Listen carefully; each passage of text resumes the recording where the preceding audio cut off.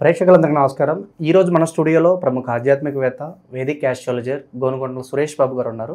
గురువుగారితో మాట్లాడద్దు. నమస్కారం గురుగారు. మణికంఠ గారు నమస్కారం అండి. గురుగారు, జూన్ మాసంలో ధనుసు రాశి వారి పరిస్థితి ఏ విధంగా ఉండబోతుంది? ప్రజెంట్ ఉన్న గ్రహస్థితి బట్టి ఎలాంటి జాగ్రత్తలు, రెమెడీస్ వీళ్ళు తీసుకుంటే బాగుంటుందంటారు? ధనుసు రాశి కనుక మనం చూసుకుంటే వీళ్ళకి జూన్ మంత్ కొంచెం ఛాలెంజింగ్గా ఉండే మంత్ ఎక్కువగా ఉంది. దాంతోపాటు వీళ్ళకి అర్ధాష్టమ శని కూడా స్టార్ట్ అయిందండి. దానితో ఈ గురువు రీసెంట్గా మారటం వల్ల మంచిగానే ఉంటుంది. అయితే 1 మంత్ గురువు యొక్క ఇచ్చే ఫలితాలను ఇవ్వడు. దానికి విపరీత భేద ఉండటం వల్ల శని ఇబ్బందులు పెడుతూ ఉంటారు. గురువు మంచి చేయాలి కానీ మంచి చేయడు. వేరే గ్రహాలు కూడా అంత అనుకూలమైన పొజిషన్లో లేరు కాబట్టి ఈ మంత్ వీళ్ళకి చాలా ఛాలెంజింగ్గా ఉంటుంది. కొంచెం జాగ్రత్తగా ఉండి తొందరగా బడి నిర్ణయాలు తీసుకోకుండా కొంచెం టైం పాస్ చేస్తే బాగుంటుంది. ఏదైనా పెద్ద రిస్కీ పనులు చేయకుండా నార్మల్గా సింపుల్గా వాళ్ళ పని వాళ్ళు చేసుకుంటూ వెళ్ళిపోతే బాగుంటుంది. ఇంటర్పర్సనల్ స్కిల్స్ బాగా మెయింటైన్ చేస్తే చక్కగా ఉంటుంది. మెయిన్ మనీ విషయంలో ధనుసు రాశి వాళ్ళకి ఎన్నటి అర్ధాష్టమ శని ఉండటం వల్ల ఇంటికి సంబంధించిన వ్యవహారాలు కేర్ఫుల్గా ఉండాలి. సో ఇంతకుముందు ఉన్నట్లు ఎలా పడితే అలా ఉంటే కుదరదు. శని జాగ్రత్తగా డిసిప్లిన్లో పెట్టేసి చూస్తూ ఉంటారు కాబట్టి ఏది పడితే అది చేస్తే అయిపోయే టైం పోయింది వీళ్ళకి. కొంచెం వరకు ఆలోచించుకొని భద్రంగా ఉండాలి. అట్లా ఏమంటారు, ఇప్పుడు ఇంట్లో నాన్నగారు మన ఇంటి ముందు ఉన్నాను, ఇంట్లో నిదానంగా వెళ్తారు, ఎట్లా పడితే అట్లా మాట్లాడడం అవును కదా, పెద్దవాళ్ళు వాళ్ళు ఎవరు లేనప్పుడు మన హీరోలు. ఇది కూడా శని ఉండటం వల్ల ఒక పెద్ద ఆయన నుంచొని ఉన్నాడు, కేర్ఫుల్గా చూస్తున్నాడు, అబ్జర్వ్ చేస్తున్న ఒక మైండ్ సెట్ని డెవలప్ చేసుకోవాలి. ఈ మంత్ ఇంకా వీళ్ళు కొంచెం జాగ్రత్తగా ఉండాలి. ధనుసు రాశి కనుక చూసుకుంటే ఇందులో మూల 1, 2, 3, 4 పాదాలు, తర్వాత పూర్వాషాఢ 1, 2, 3, 4 పాదాలు, ఉత్తరాపాదం ఫస్ట్ పాదం వీళ్ళంతా కనుక మనకి ధనుసు రాశిలో ఉంటారు. పేరు బలం కనుక మనం చూసుకుంటే వీళ్ళకి ఏ, యో, బా, బి, భూ, దా, భా, ధా, భే అన్న అక్షరాలంతా కూడా మనకి ఈ ధనుసు రాశిలో వస్తారు. వీళ్ళకి గ్రహ సంచారం స్థితిని బట్టి కనుక మనం చూసుకుంటే సూర్యుని సంచారం మిథున రాశిలో ఉంది. బుధ సంచారం వచ్చేటప్పటికి మిథున రాశిలోనే, శుక్రుడు మీన రాశిలో ఉన్నారు, కుజుడు వీళ్ళకి సింహరాశిలో ప్రవేశిస్తూ ఉన్నారు. ఈ యొక్క 4 గ్రహాల స్థితిని బట్టి కనుక చూసుకుంటే జూన్ 15న, జూన్ 6, జూన్ 1 నుంచి వచ్చేటప్పటికి శుక్రుడు, కుజుడు వచ్చేటప్పుడు జూన్ 7 అంటే వీళ్ళకి ఎక్కువ ప్లానెట్స్ అన్ని ఫస్ట్ వీక్లో, సెకండ్ వీక్లో ఎక్కువగా ప్లానెట్స్ యొక్క చేంజెస్ ఉన్నాయి. ఈ యొక్క ప్లానెట్స్ చేంజెస్ వల్ల వీళ్ళకి ఎలా ఉందో చూద్దాం. అయితే ఫస్ట్ మనకి రాశి ఫలాలకు వెళ్ళబోయే ముందు ఈ మాసం మనకి జూన్ మంత్ అంతా జ్యేష్ఠ మాసంతో నిండి ఉందండి. జ్యేష్ఠ మాసం వచ్చేటప్పటికి ఇందులో ఒక ముఖ్యమైన రోజు ఉంటుంది, పౌర్ణమి. జ్యేష్ఠ మాసంలో వచ్చే పూర్ణిమ చాలా విశిష్టమైన పూర్ణిమ ఇది. దీన్ని మనకి ఏరువాక పున్నమి అని అంటాం అనమాట. మనకి విలేజెస్లో అత్యంత గొప్ప పండుగని మనం చెప్పుకోవాలి. ఈ రోజున నాగలతో పొలాలను దున్నటం, అన్ని దున్నటం చేస్తూ ఉంటారు. తర్వాత ఎద్దులకి అలంకరించుకోవటం, ఊరంతా ఊరేగింపుగా చేయటం, గ్రామ దేవతను పూజించుకోవటం, ఇలా చేసేస్తూ ఉంటారు. ఇప్పటికీ చేస్తూ ఉంటారు అన్ని చోట్ల. అది అంటే అగ్రికల్చర్ యాక్టివిటీ స్టార్ట్ చేయడానికి బెస్ట్ రోజు అని మనం చెప్పుకోవాలి. ఈ రోజుకి ఇంకా వేరే విశిష్టత కూడా ఉన్నాయి మనకి. ఈ రోజున ఏరువాక పున్నమి, దాన్ని మనకి జ్యేష్ఠ పూర్ణిమ అంటే దీనికి వట సావిత్రి వ్రతం అని ఒక వ్రతం ఉంటుందండి. ఇది మనకి సినిమాల్లో అటు ఇటు నెగిటివ్గా చేశారు కానండి, బట్ రియల్ లైఫ్లో చాలా కేసులు నాకు రీసెంట్గా వచ్చిన కేసుల్లో ఒకటి బాగా ముఖ్యమైన కేసు ఏంటంటే, అమెరికా నుంచి ఒక లేడీ ఫోన్ చేసిందండి. Love marriage, 5 years love. తర్వాత ఇంట్లో వాళ్ళు ఒప్పుకోలేదు. మొత్తానికి ఏంటంటే వాళ్ళు అమెరికాలో ఉన్నారు కాబట్టి తెలుగు అబ్బాయి, సేమ్ కాస్ట్, మొత్తానికి పెళ్ళికైతే ఒప్పుకున్నారు, అయిపోయింది. పెళ్ళి అయిన తర్వాత వాళ్ళ మధ్య ప్రాబ్లమ్స్ రావడం స్టార్ట్ అయింది. వాళ్ళిద్దరూ సపరేట్గా ఉంటున్నారు. ఈ లేడీ నాకు ఫోన్ చేసింది, ఏంటండి ఇలా ఉంది సిచ్యువేషన్, కొన్ని రెమెడీస్ అన్ని చెప్పేసి అనుకోండి.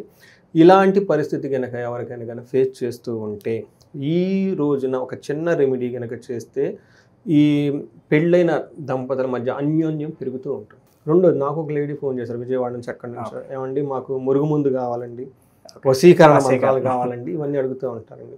సో నేను ఏదో చెప్పాలని చెప్పేసాను అనుకోండి. బట్ వీళ్ళంతా ఏంటంటేనండి, వాళ్ళ హస్బెండ్ వాళ్ళ దగ్గర ఉండాలి, ఓకే, వాళ్ళని జాగ్రత్తగా చూసుకోవాలి. పెళ్ళయింది అంటే రకరకాల రీజన్ వల్ల హస్బెండ్ దూరంగా ఉంటారు. ఇలా అన్యోన్యత కావాలి, మా హస్బెండ్ మాకు కావాలనుకునే వాళ్ళకి వట సావిత్రి వ్రతం చేసుకోవాలి. అయితే అది మనకి యూట్యూబ్లో అంతా దొరుకుతుంది. ఎంత మ్యాక్సిమం ఎంత ఈజీ అయితే అంత చక్కగా చేయడానికి ట్రై చేయండి. బట్ లేని వాళ్ళు ఏం చేయాలంటే ఆ రోజున మనకి వట వృక్షము అంటే మర్రి చెట్టు, ఓకే, మర్రి చెట్టుకి మనకి ఒక 11 రౌండ్లు కనుక ప్రదక్షిణాలు చేసి అది ఉంటుంది కదండి, మనకి మర్రి చెట్టుకి మనకి దారంతో పోగులు అల్లుకొని వెళ్ళిపోవాలి. 11 పోగులు, 7 పోగులు, 8 పోగులు కనుక చేసుకొని అక్కడ ఈలేనంత తొందరగా, లేదంటే సింపుల్గా మనకి దీపారాధన వెలిగించేసి 3 ఆకులు 3 వక్కలు పెట్టేసి 3 నుంచి 7 వరకు దానం కనుక చేసి ఆ రోజు ఉపవాసం కనుక ఉంటే, సింపుల్ ఉపవాసం, మరీ హెవీ ఉపదేశం కనుక ఉంటే ఎంతో పుణ్యం వస్తుంది. ఆ యొక్క వ్రతం ఈ చిన్న పని వల్ల మర్రి చెట్టు చుట్టూ ప్రదక్షిణాలు చేసి దీపారాధన చేసి ఒక ముగ్గురు మనుషులకి తాంబూలం కనుక ఇచ్చేస్తే ఉపవాసం ఉండగలిగితే ఆ ఎంతో ఒక పవర్ వాళ్ళకి వస్తుందండి. ఎంత పవర్ వస్తుందంటే ఈవెను యమధర్మరాజు కూడా వాళ్ళ దగ్గర నుంచి హస్బెండ్ని వేరు చేయలేరు. అందుకే మన సతీ సావిత్రి అంటారు కదా, బేస్డ్ అని దీని నుంచి జరిగిందనమాట. అంటే ఆ ఒక్క వ్రతానికి అంత పవర్ ఉంటుంది. నాకు అంత పవర్ ఎలా వచ్చింది అది తీసేయండి, అది సతీ సావిత్రి ముందు పట్టుకున్నా అదంతా మనకి సినిమాటిక్గా పెట్టారు. బట్ ఇక్కడ ఆమె ఏం చేస్తే ఆ పవర్ వచ్చిందంటే ఇది చేసిందనమాట. ఈ మర్రి చెట్టుకి ప్రదక్షిణాలు చేయటం వల్ల పున్నమి రోజున ఆమెకు ఆ పవర్ వచ్చింది. చాలామంది ఇది సింపుల్ రెమెడీ అండి. ఎంత రెమెడీ అండి, నథింగ్, ఇందులో రిక్వైర్మెంటే లేదు. ఆ డేట్ 11వ తారీఖున బుధవారం వస్తుంది, ఆ డేట్ని చేయాలి. ఇంకొక రెమెడీ, ఎవరికైతే బిజినెస్లు ఉంటారు, వ్యాపారాలు ఉంటాయి, తర్వాత ఒక హైఫై పొజిషన్లో ఉంటారు, ఉన్నతంగా ఎదగాలి, పొలిటీషియన్లు ఎవరైతే కనుక ఉంటారంటే రెండో రెమెడీ ఏమంటే పౌర్ణమి రోజున నువ్వులు దానం చేస్తే అశ్వమేధ యాగం ఫలితం వస్తుందంటారు. అశ్వమేధం ఎక్కడ చేస్తారండి, శ్రీరామచంద్రమూర్తి చేస్తాడు. అట్లాంటి గొప్ప గొప్ప రాజులు చేసి అంత ఫలితం ఈ చిన్న రెమెడీ ఏంటి, నువ్వులు కనుక దానం చేస్తే అయిపోతుంది. రెండో రెమెడీ. మూడో రెమెడీ ఇంకొకటి ఉంటుందండి. ఈ మూడో రెమెడీ వచ్చేటప్పటికి మనకి ఆ రోజున దీనికి ఏమంటారంటే ఉదక కుంభదానం. ఓకే, ఉదక కుంభదానం అంటారు. Very simple. అంటే ఉదకం అంటే నీళ్లు, కుంభం అంటే పాత్రలో దానం ఇవ్వటం.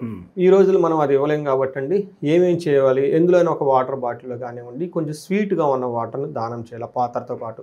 ఇంకా కనుక మీద రాగి చెంబులో కనుక అందులో పెట్టేసుకొని మనకి ఏమంటారంటే సుహాసిని పూజ అని అంటారు. చిన్న చిన్న పిల్లల్ని పిలిపేసేసి తాగడానికి ఆ చెంబుతో నీళ్ళు ఇచ్చేసామనుకోండి ఉదక దానం అయిపోతుంది, సుహాసిని దానం కూడా అయిపోతుంది. దీంతో పాటు మనకు ఒక ఆచారం కూడా ఉందండి. ఆ రోజున పౌర్ణమి రోజున గుడుగులు దానం చేసిన, విసలకర్రలు దానం చేసిన, చెప్పులు దానం చేసిన, గంధం దానం చేసినా కానీ ఎంతో పుణ్యం వచ్చేస్తుంది. సో ఇవి 3 రకాల రెమెడీస్ ఆ ఒక్కరోజు కనుక చేయగలిగితే, ఒకటి చేసినా 2 చేసిన వాళ్ళకి అనుగుణంగా కనుక చేయగలిగితే ఉత్తమైన ఫలితం వచ్చేస్తుంది. ఏరువాక పున్నమి అంత బెస్ట్. ఈ హోల్ జ్యేష్ఠ మాసానికి ఉన్న విశిష్టత అదేనండి.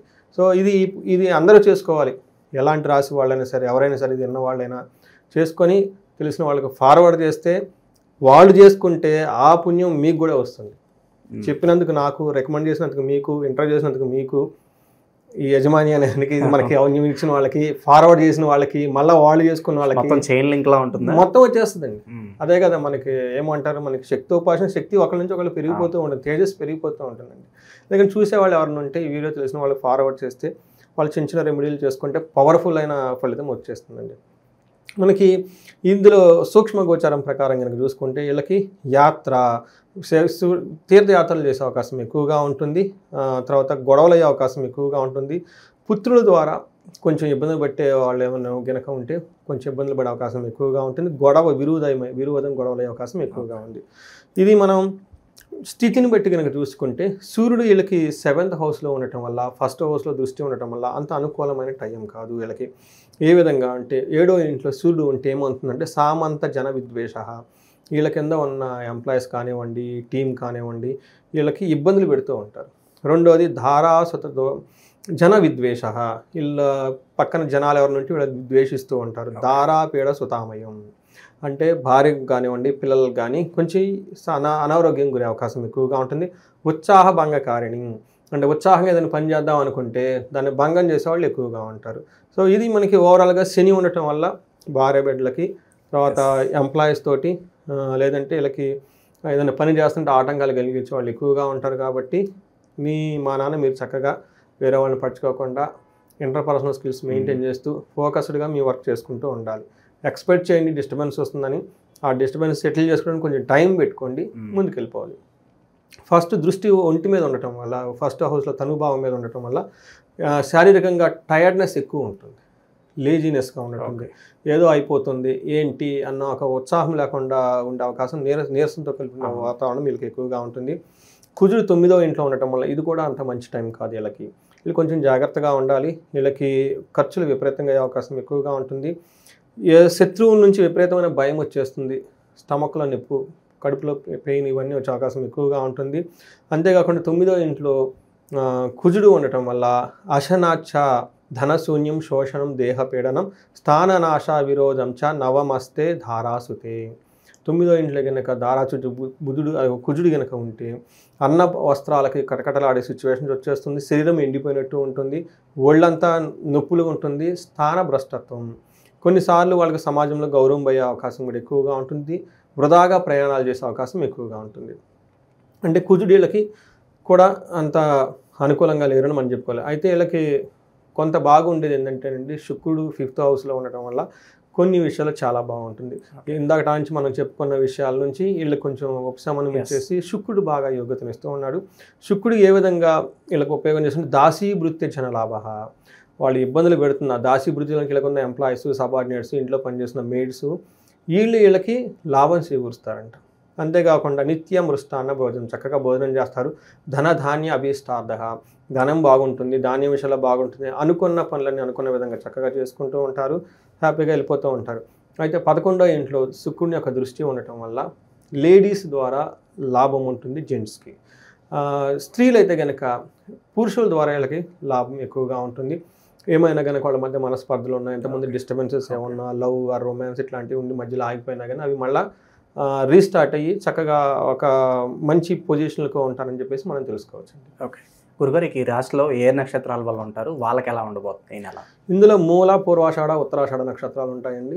సో ఇందులో మూల నక్షత్రం వాళ్ళకి ధనప్రాప్తి, రాజ్యలాభము పాజిటివ్ సైడ్లో ఉన్నాయండి. ప్రమోషన్స్ రావటము, ఉన్నతమైన పదవులకు వెళ్ళిపోవటము, ధనం ప్రాప్తి కల్పిస్తుంది. అయితే మనకి ప్రతికూలంగా నెగిటివ్ సైడ్లో కనుక చూసుకుంటే వీళ్ళకి దరిద్రము, అతి భయము, రోగము, భయము చూపిస్తుంది. అంటే టోటల్గా భయం పడి కలిపే సిచ్యువేషన్ ఎక్కువగా ఉంటుంది.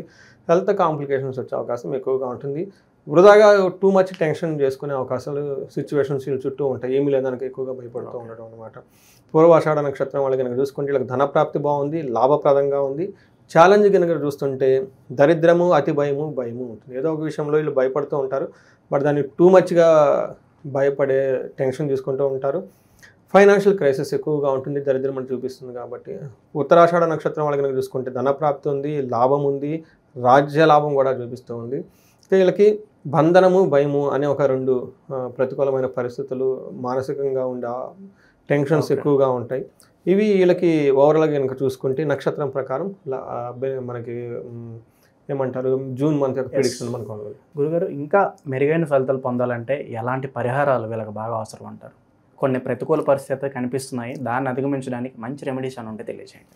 వీళ్ళకి సూర్యుని వల్ల ధనప్రాప్తము, దరిద్రము 2 చూపిస్తుంది. సేమ్ సూర్యుడు ఫస్ట్ 15 days వచ్చేటప్పుడు ధనప్రాప్తి చక్కగా ఇస్తారు.